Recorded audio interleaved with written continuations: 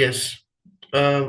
मेरा चैप्टर चल रहा था, chapter number 25, consolidated statement of P and L. और इस चैप्टर के अंदर मैंने कुछ टॉपिक्स कंप्लीट करा दिए थे। एक लास्ट टॉपिक हमारा इसके अंदर बाकी रह गया था, तो वो मैं कंप्लीट करा देता हूँ ताकि ये चैप्टर हमारा फिनिश हो जाएगा। बेसिकली हमारा चैप्टर चल रहा था कंसोलिडेटेड स्टेटमेंट ऑफ पेंडल, और इसके अंदर मैंने स्टार्टिंग का टॉपिक सारे कवर अप करा दिए थे भी, तो कि हमें कंसोलिडेटेड स्टेटमेंट ऑफ पेंडल बनाना होता है तो वही इनकम और एक्सपेंसेस को हम कंबाइन कर करके लिखते जाते हैं। और अगर आपको पेरेंट कंपनी को, अगर सब्सिडियरी कंपनी से कोई डिविडेंड अगर रिसीव होता है तो उसको हम इंक्लूड नहीं करते हैं। फिर उसके बाद में मैंने एक्टिविटी नंबर 1 कंप्लीट करा दिया था, और फिर सेकंड टॉपिक हमने लिया था इंट्रा ग्रुप ट्रेडिंग।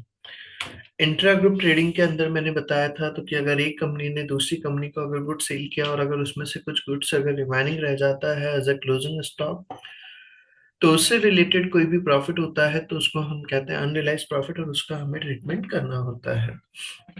जब हम कंसोलिडेटेड स्टेटमेंट्स बनाते हैं तो इसका इफेक्ट क्या आता है, एक तो जो भी कंसोलिडेटेड हम सेल्स लेते हैं उसमें से इंटर कंपनी सेल्स को माइनस कर देते हैं, और कंसोलिडेटेड कॉस्ट ऑफ सेल्स जब हम निकालते हैं तो वहां पर भी वही इंटरकंपनी ट्रेडिंग को माइनस कर देंगे, और अनरियलाइज प्रॉफिट को हम प्लस कर देते हैं। उसकी बेसिस पे मैंने एक्टिविटी नंबर 2 बताया था, और इसके अंदर मैंने ये भी बोला था तो कि अगर पेरेंट कंपनी ने अगर सब्सिडियरी को गुड सेल करा है तो फिर एनसीए पर इसका कोई इम्पैक्ट नहीं आता है, क्योंकि वो जो एनसीए वो किससे कनेक्टेड होता है, सब्सिडियरी से। बट अगर सब्सिडियरी ने अगर पेरेंट कंपनी को गुड सेल करा है तो सब्सिडियरी का प्रॉफिट पर अगर इम्पैक्ट आएगा तो ऑब्वियसली उसका इम्पैक्ट एनसीए पर भी आता है। एक्टिविटी नंबर 2 तक का टॉपिक मैं कवर करा चुका था। यहाँ तक के टॉपिक में किसी को भी डाउट है? एक्टिविटी नंबर 2 तक के में किसी को भी डाउट हो तो बोले बेटा।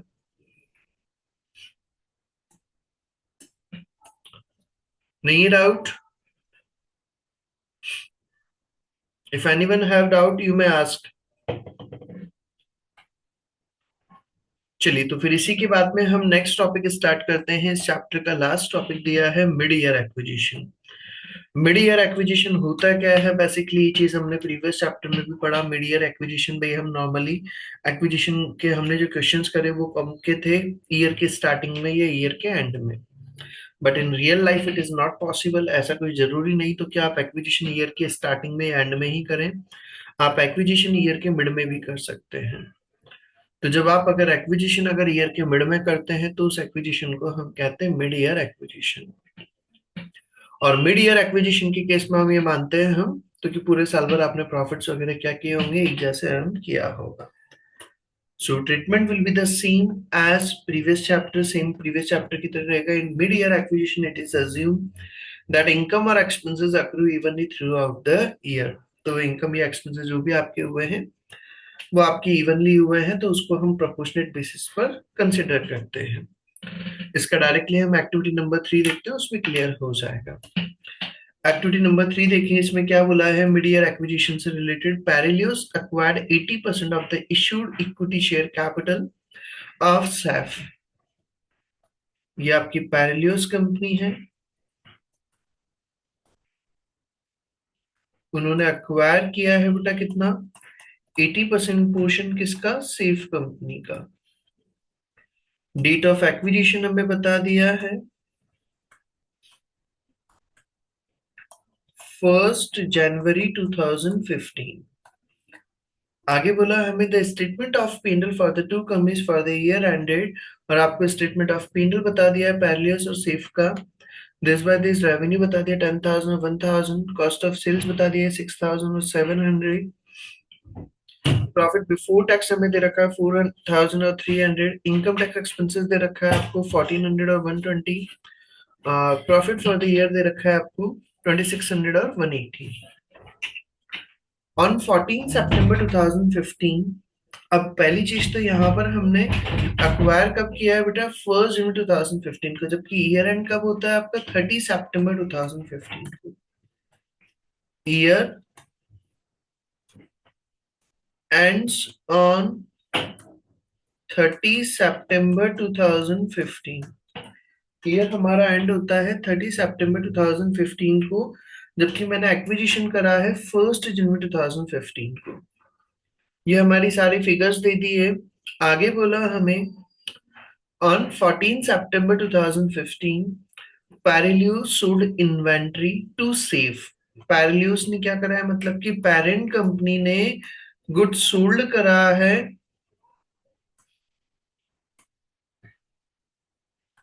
किसको बेटा, सब्सिडियरी कंपनी को, at a transfer price. Transfer price मतलब सेल प्राइस। सेल प्राइस है जिसका कितना, $2 lakh, which included a profit on transfer of $30,000। और गुड्स का सेल प्राइस था कितना, $2 लाख, और प्रॉफिट इंक्लूडेड था उसके अंदर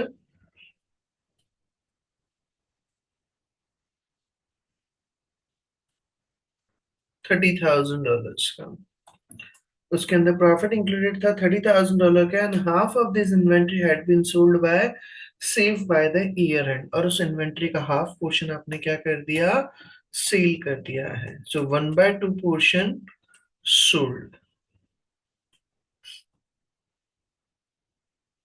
सो हाफ पोर्शन सेल कर दिया है। आगे बोला हमें prepare the consolidated statement of P&L for Parelios group for the year ended 30 September 2015। आपको 30 सितंबर 2015 के लिए आपको क्या करना है, कंसोलिडेटेड स्टेटमेंट ऑफ P&L बनाना है। सो फर्स्ट ऑफ ऑल मुझे बताइए बेटा, किसी को भी क्वेश्चन में कोई डाउट है क्या इसमें। हमारा 30 सितंबर 2015 को ईयर एंड हो रहा है, तो ईयर स्टार्ट कब हुआ होगा, ईयर मेरा स्टार्ट कब हुआ होगा, 1 अक्टूबर 2014 को ईयर स्टार्ट हुआ होगा क्या बेटा। Yes sir. और ईयर एंड हो रहा है मेरा कब, 30 सितंबर 2015 को। और मैंने एक्विजिशन कब करा है, 1 जनवरी 2015 को मैंने एक्विजिशन किया है क्या बेटा। तो अक्टूबर से लेकर जनवरी तक का जो है ये तो मेरा क्या होगा, प्री में जाएगा क्या। और 1 जनवरी से लेकर के 30 सितंबर तक का ये मेरा किस में जाएगा, पोस्ट में। Is it clear.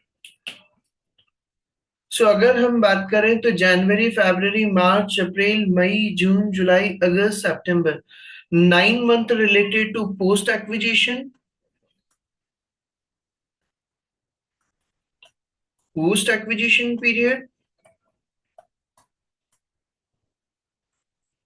And 3 month जो है वो किससे होंगे, pre acquisition period. Is it clear. 9 month तो हमारा पोस्ट एक्विजिशन का होगा, 3 मंथ प्री एक्विजिशन का होगा। तो हमें यहाँ पर जब हम कंसिडर करना होगा तो वो हम कितने मंथ का लेंगे, 9 मंथ का लेंगे सब्सिडियरी का। पहली चीज, मिड ईयर एक्विजिशन है, because because it is an mid year acquisition.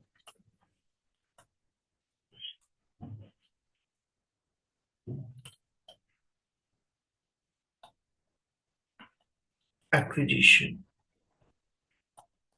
यहां तक की बात हो गई सर। इसी के बाद में फिर हम आगे चले, हमें यहाँ पर $2 लाख का गुड्स था जिसमें 30,000 का प्रॉफिट इंक्लूडेड था, और उसमें से हमने हाफ गुड्स तो सेल कर दिया। मतलब कि जो प्रॉफिट था उसका हाफ पोर्शन तो आपको रियलाइज होगा और हाफ पोर्शन आपको रियलाइज नहीं हुआ। तो हमें यहाँ पर अगर अनरियलाइज प्रॉफिट निकालना है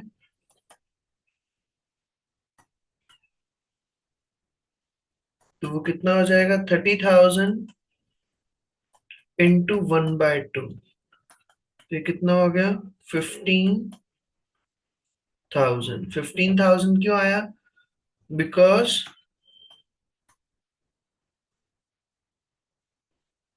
half goods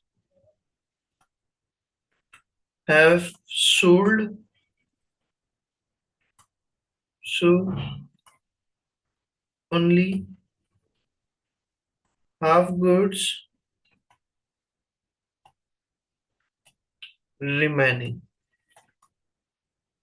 तो सिर्फ हाफ गुड्स ही क्या बच रहा है हमारे पास, बच रहा है। तो हमारा अनरियलाइज प्रॉफिट भी आ गया कितना, $15,000। ये भी बात हो गई। अब हमें क्या करना है, वही कंसोलिडेटेड स्टेटमेंट ऑफ P&L बनाना है। कंसोलिडेटेड स्टेटमेंट ऑफ P&L बनाने के लिए वही सबसे पहले हमें रेवेन्यू चाहिए, और रेवेन्यू के लिए हमें दे रखा है 10,000 और 1,000। तब यहाँ पर रेवेन्यू का हम फिगर कैसे निकालेंगे? पेरेंट कंपनी का तो पूरा लेंगे 10,000 प्लस सब्सिडियरी कंपनी की आपको सेल दे रखी है बेटा कितनी? 1,000। 1,000 का कितने मंथ का लेंगे? 9 मंथ का। 1,000 का 9 मंथ का जो कितना हो जाएगा? 750।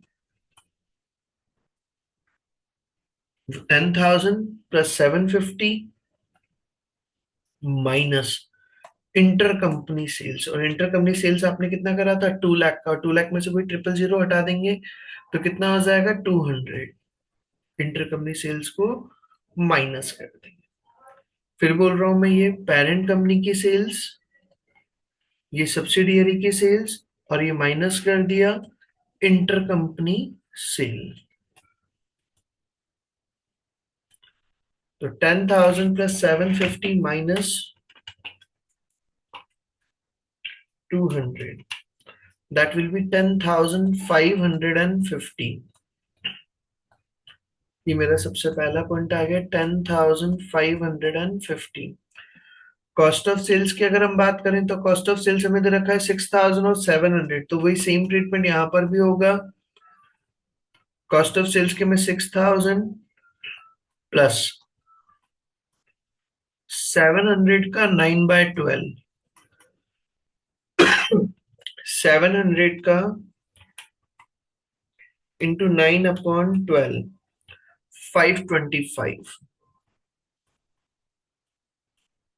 700 का 9/12, 525। ये हो गया हमारा इंटर कंपनी सेल्स को माइनस कर दूंगा 200, और प्लस करेंगे क्या? Unrealised profit. और अनरियलाइज प्रॉफिट हमने निकाला था जो कितना आ रहा था बेटा हमारा? 15,000। तो 15,000 का भी 000 हटा देंगे तो वो कितना हो जाएगा? 15। फिर वापस से बोल रहा हूँ, सब्सिडियरी हमें कॉस्ट ऑफ सेल्स निकालना है, तो कॉस्ट ऑफ सेल्स के लिए आपको फर्स्ट ऑफ ऑल दे रखा है 6,000, सो 6,000 मेंशन कर दिया। फिर दे रखा था 700 सब्सिडियरी का, और सब्सिडियरी का वही 9 मंथ का लेंगे हम, तो 700 का 9/12, 525 माइनस 200 जो हमारी इंटर कंपनी सेल्स थी, और प्लस अनरियलाइज प्रॉफिट।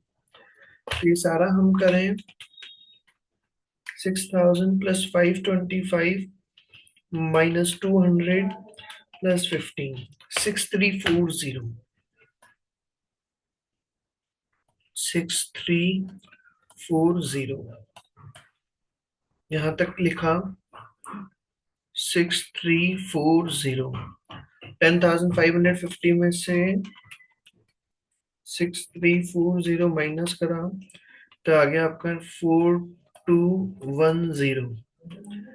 फिर इसके बाद में हमें इनकम टैक्स एक्सपेंसेस लेना है। इनकम टैक्स एक्सपेंसेस दे रखा है 1,400 और 120, तो वही इनकम टैक्स एक्सपेंसेस का भी सेम ट्रीटमेंट होगा। 1,400 पेरेंट कंपनी का तो पूरा लूंगा, और इसका सब्सिडियरी का वही 9 मंथ का, तो 120 इंटू 9/12 तो हो जाएगा 90। तो 1,400 और 90, 1,490, 1,490 माइनस कर देंगे। 1,490, 1,490, 2,720, 2,720, ये मेरा क्या आ गया? Total profit. अब यहाँ पे मुझे एक चीज बताइए, जो अनरियलाइज प्रॉफिट था इसका क्या एनसीआई पर कोई इम्पैक्ट आएगा क्या बेटा? जो एनसीआई अनरियलाइज प्रॉफिट है उसका एनसीआई पर कोई इम्पैक्ट आएगा क्या, ये नहीं आएगा?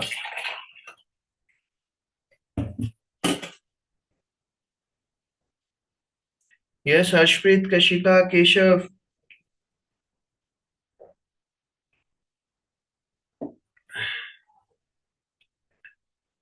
क्या इसका इम्पैक्ट आएगा या नहीं आएगा? यहाँ पर जो गुड सेल करा था वो किसने गुड सेल करा था? पेरेंट ने गुड सेल करा था किसको? सब्सिडियरी को। तो पेरेंट ने अगर सब्सिडियरी को अगर गुड सेल करा है तो अनरियलाइज प्रॉफिट तो किससे रिलेटेड हो गया? पेरेंट से रिलेटेड। एनसीए का कोई रूल नहीं रहेगा, पहली चीज। अब यहाँ पर हमारा ओवरऑल प्रॉफिट आ गया 2720, वही हमें क्या करना है, उसका डिस्ट्रीब्यूशन करना है। तो डिस्ट्रीब्यूशन करने हैं एनसीआई के में, तो वो कैसे करें हम? पेरेंट कंपनी के पास कितना पोर्शन है? 80%। पेरेंट कंपनी के पास में कितना पोर्शन? 80%। तो सब्सिडियरी के पास में कितना जाएगा? 20%। और 20% का कितना लेंगे हम? 9 मंथ का। 20% का भी कितने मंथ का लेंगे? 9 मंथ का। तो एनसीए का अगर मैं प्रॉफिट निकालूं तो 180 इंटू 20% इंटू 9/12,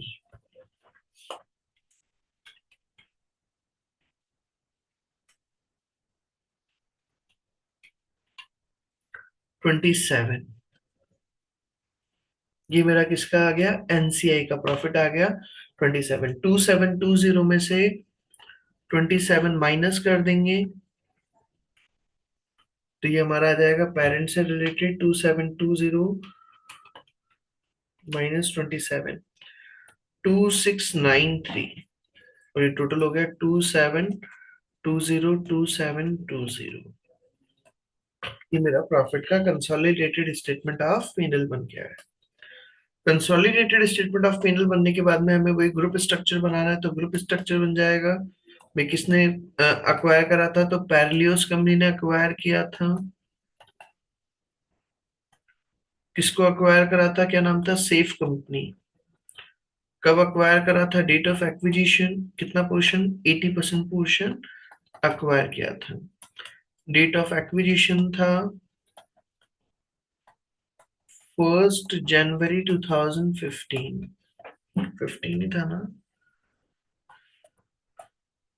1 जनवरी 2015। और फिर इसके अलावा हमें एनसीए का निकालना था। तो एनसीआई की वैल्यू हमारी वही आपका अ, एक तो परसेंटेज फॉर्म में एज पर द क्वेश्चन कितना दे रखा था हमें? 135।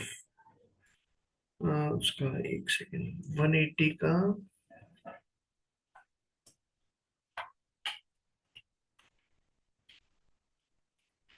9/12, 180 का। तो यहाँ पर हमारे सबसे पहले तो क्वेश्चन लिखेंगे, उसमें लिखेंगे 180 इंटू 9/12। तो 180 का 9/12, तो वो बैठ रहा है 135। 135 का 20%। 135 का 20%, जो कितना आ जाएगा?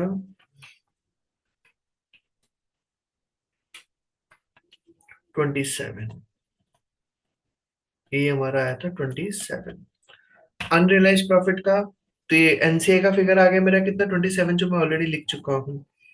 और फिर दे रखा था अनरियलाइज प्रॉफिट। अनरियलाइज प्रॉफिट का हमने निकाला था बेटा, अनरियलाइज प्रॉफिट का हमारा आ रहा था कितना? 15,000 में। आपका टोटल प्रॉफिट था 30,000 का, उसका 1/2, वो मेरा हो जाएगा कितना? 15,000।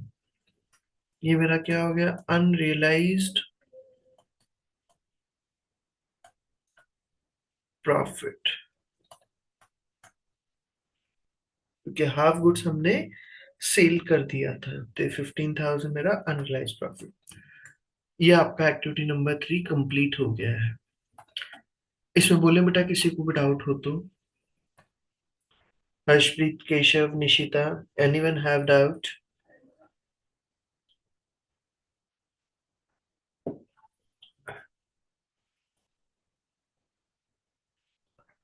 इसमें किसी को भी डाउट हो कोई पॉइंट पे तो बोले।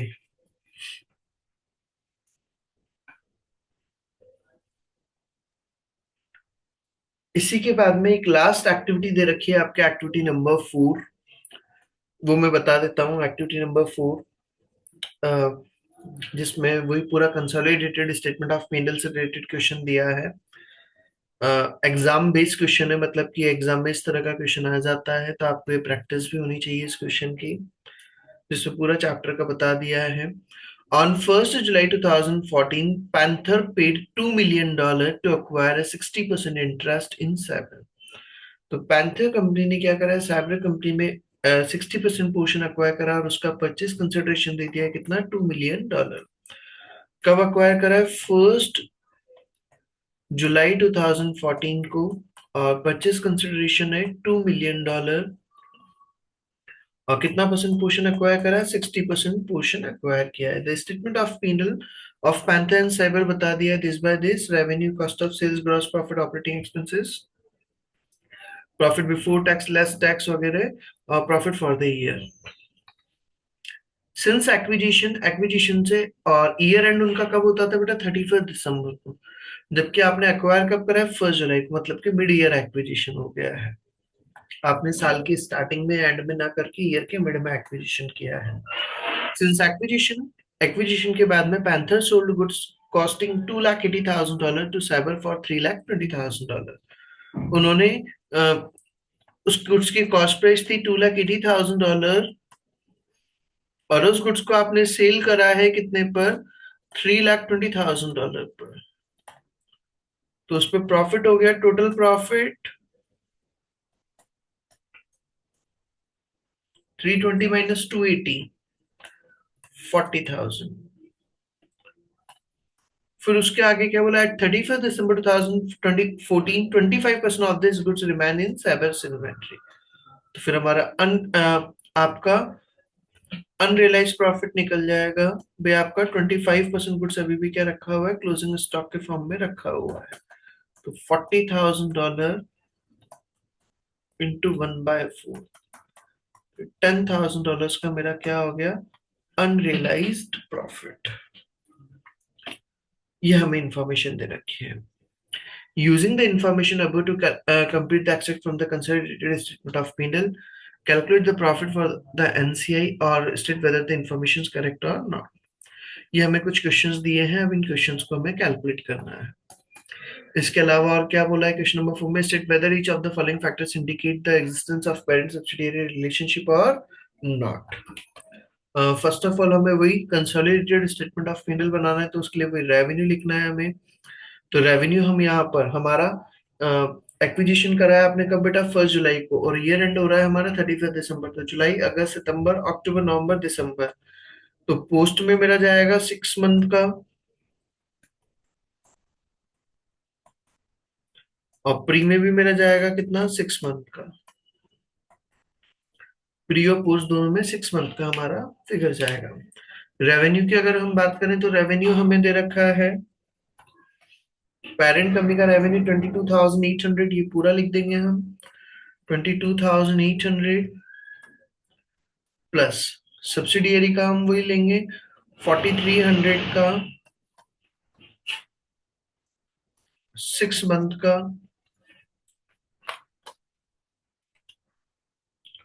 4,300 का 6 मंथ का प्लस 22,800, तो हो जाएगा 24,950। और उसमें से वही आपकी जो इंटर कंपनी सेल्स थी, इंटर कंपनी सेल्स कितनी थी, 320, वही आपका 000 हटा देंगे तो -320, तो -320, 24,630, 24,630, ये मेरा रेवेन्यू आ गया। कॉस्ट ऑफ सेल्स की हम बात करें, कॉस्ट ऑफ सेल्स हमें कितना कितना दे रखा है, 13,600 फर्स्ट ऑफ ऑल लिखा, तो यहाँ पर आ जाएगा 13,600 प्लस, फिर दे रखा है 2,600, 2,600 का वही सेम ट्रीटमेंट 6/12, तो ये आ जाएगा 1,300 minus inter company sales minus कर देंगे 320, और अनरियलाइज प्रॉफिट प्लस कर देंगे। अनरियलाइज प्रॉफिट कितना आ रहा था हमारा, $10,000, तो मतलब 10 प्लस 10, 13,600 प्लस 1,300 माइनस 320 प्लस 10, 14,590, 14,590, 24,630 14,590 24,630 तो आ जाएगा आपका 10,040। ऑपरेटिंग एक्सपेंसेस की अगर हम बात करें तो ऑपरेटिंग एक्सपेंसेस हमें दे रखे हैं बेटा वही 4,700 फर्स्ट ऑफ ऑल। तो ऑपरेटिंग एक्सपेंसेस लिखे इसके 4,700 प्लस इसका वही 800 का 6 मंथ का प्लस 800 इंटू 6/12 4,700 प्लस 400 तो हो जाएगा आपका 5,100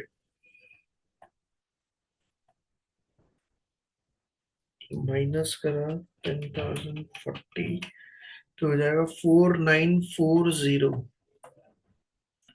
लेस करेंगे टैक्स और टैक्स दे रखा है आपको 1,300 और 220 थे 1,300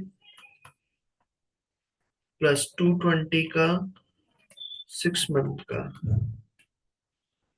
तो 220 का हाफ 110 तो 1,300 प्लस 110 1410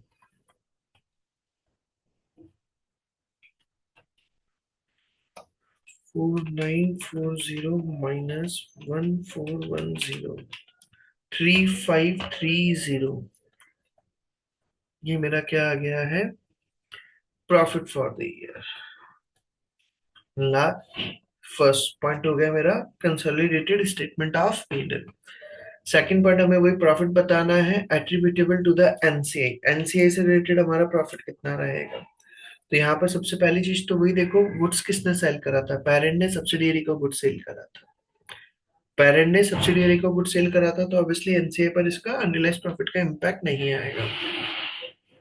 अब हमें वही कैलकुलेशंस करनी है तो आपका प्रॉफिट कितना दे रखा है 680 सब्सिडियरी का तो 680 इंटू कितना परसेंट पोर्शन हमने एक्वायर कर रखा है पेरेंट ने सब्सिडियरी का 60% तो इनके पास कितना जाएगा 40% तो इंटू 40/100 इंटू 6 मंथ का 680 इंटू 40% 136 136,000 000 हटा नहीं रखा है यहाँ पर तो 136,000 यहाँ पर भी आ जाएगा 1,36,000। फिर इसके बाद में हमसे पूछा है हमें जब अगर प्रॉफिट वगैरह का कैलकुलेट वो कौन सा स्टेटमेंट सही है किस पॉइंट से रिगार्डिंग उन्होंने पॉइंट बता रखा है भी तो कि हमें state whether the formula below are the correct और incorrect ways to calculate profit attributable to the owner of the parent.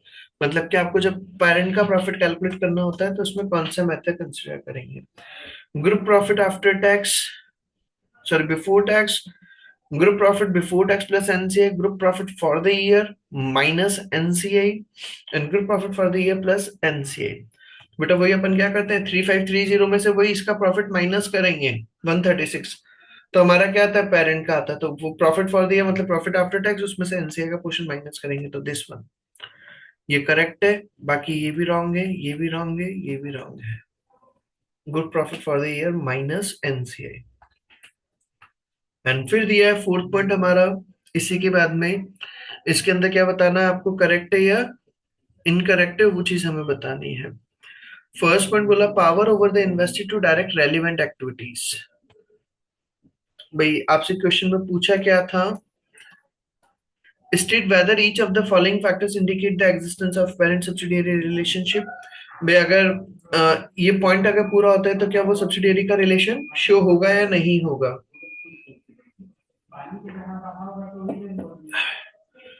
वो चीज हमें बतानी है।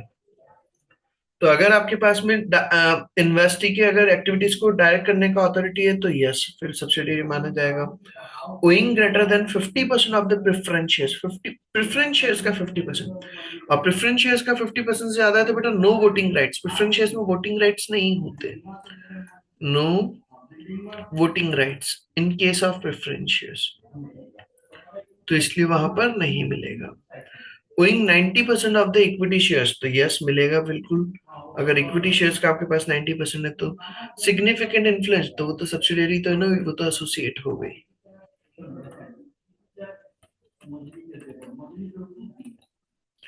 फिर दिया right to appoint the majority of the directors on the board, आपके पास बोर्ड के डायरेक्टर्स को अपॉइंट करने की अथॉरिटी है, तो यस फिर एसोसिएट वो सब्सिडियरी मानेंगे।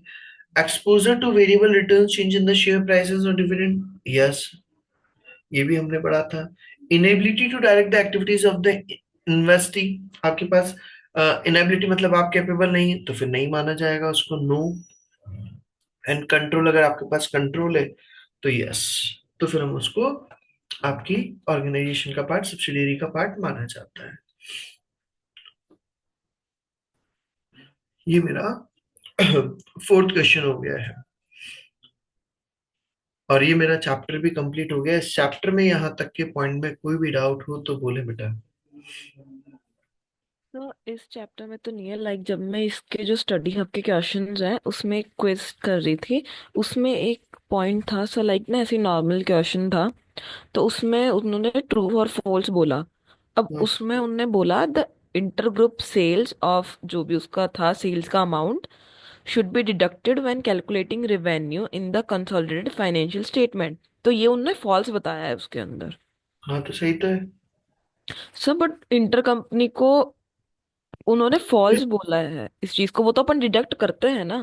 क्या करते मैडम, ये लिखा हुआ था बेटा, मैंने आपको यही तो बताया बेटा। ये देखो ना आप, इसका इम्पैक्ट ये लिखा हुआ क्या इफेक्ट आता है, कंसोलिडेटेड सेल्स में से आप इंटर कंपनी सेल्स को माइनस करते हैं, अनरियलाइज प्रॉफिट का इम्पैक्ट तो कहाँ पर आता है, कंसोलिडेटेड कॉस्ट ऑफ सेल्स में आता है।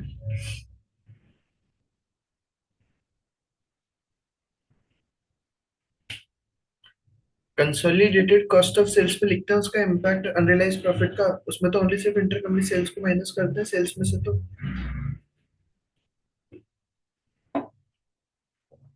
सही हो आंसर बिल्कुल। आपने उसका इंटरप्रिटेशन गलत वे में लिया है।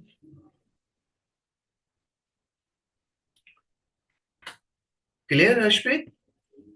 सर मेरे को क्लियर नहीं हो पा रहा है मेरे को। आप क्वेश्चन बोलो वापस से, क्या क्वेश्चन था आपका?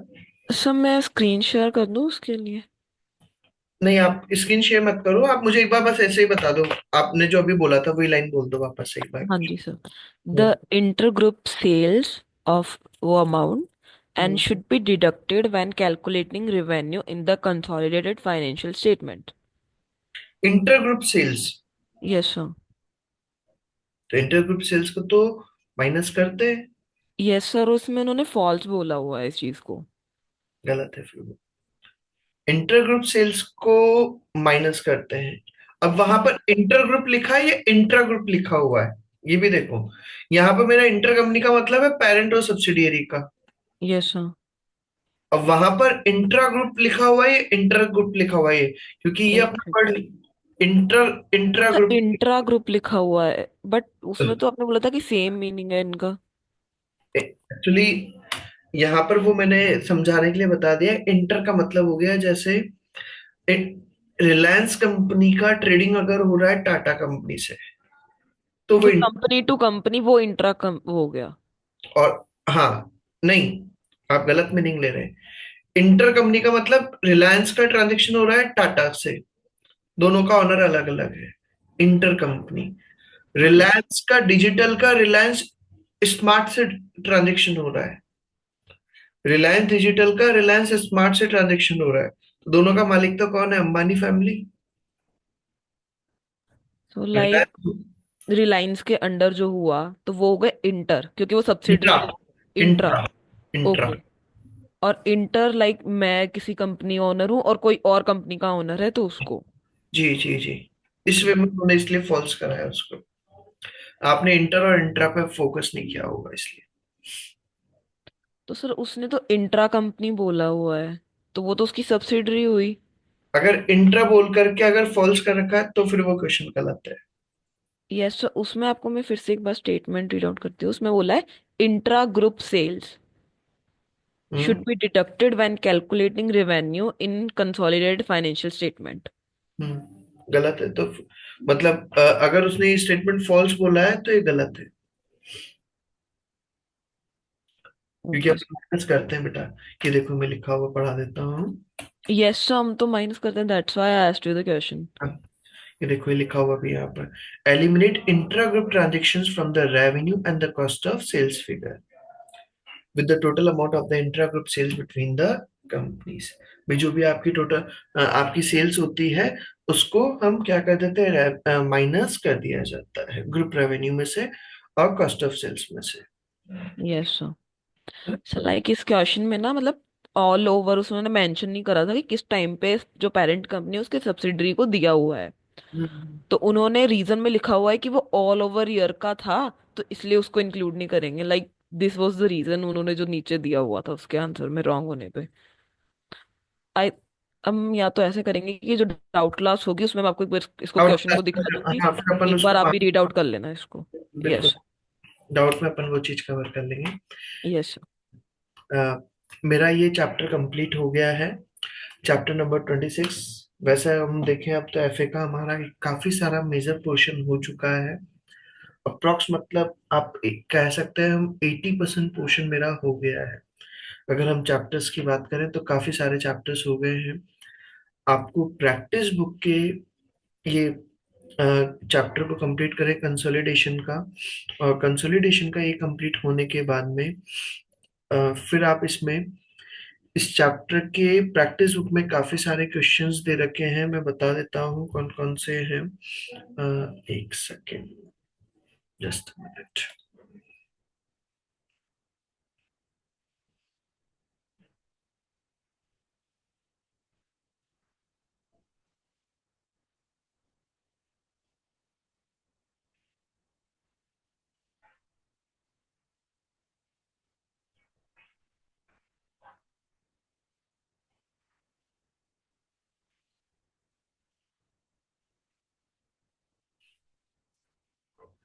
यस, प्रैक्टिस बुक का आप कंसोलिडेशन से रिलेटेड चैप्टर 20, 31, 32, 33, 34, 35, 31 से लेकर 35 तक के कंप्लीट कर सकते हैं। प्रैक्टिस बुक के चैप्टर 31 से लेकर 35 तक का पोर्शन आप कंप्लीट कर सकते हैं। इसके क्वेश्चंस को कंप्लीट करें। कल मैं आगे का पढ़ा करके, कल मैं आगे का पढ़ाऊंगा पहले, उसके बाद में मैं फर्स्ट को आपकी डाउट क्लास रख लूंगा जिसमें जो भी हमने अभी तक के पढ़े हैं चैप्टर्स उसके डाउट्स क्लास मैं कवर अप करा दूंगा। तो चैप्टर नंबर 31 से 35 तक के, और उसके अलावा मैं डाउट्स जो कवर करूंगा और 26 से लेकर 35 तक के इन 10 चैप्टर्स के डाउट्स कवर करूंगा।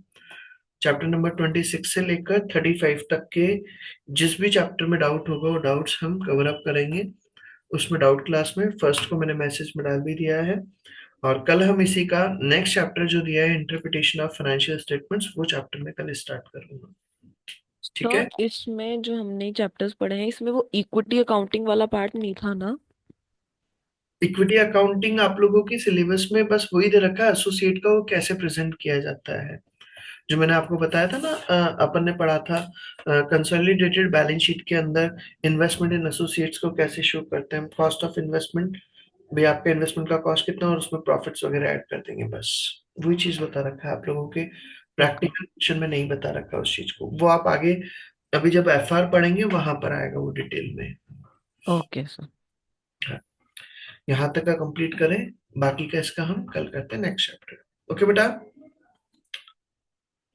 So thank you everyone, thank you sir. Welcome बेटा।